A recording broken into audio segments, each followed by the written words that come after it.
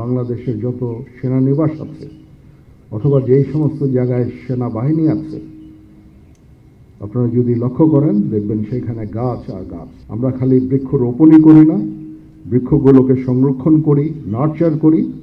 এই অনুষ্ঠানটাকে সুন্দরভাবে সাজানোর জন্য আমি সংশ্লিষ্ট সকলকে আন্তরিক ধন্যবাদ জানাচ্ছি।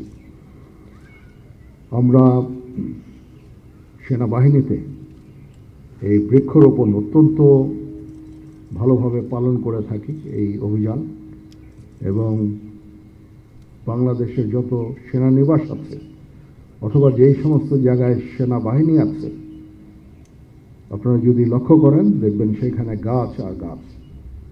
আমরা খালি বৃক্ষরোপণই করি না, বৃক্ষগুলোকে সংরক্ষণ করি, নার্চার করি, এবং এর ফলে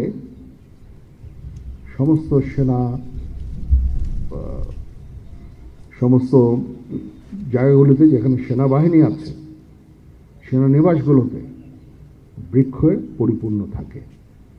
তো আপনারা শুনলেন 11,35,36,000 বৃক্ষ আমরা সারা বাংলাদেশের বিভিন্ন সেনানিবাসে, জলসিঁড়িতে আমরা রোপণ করব।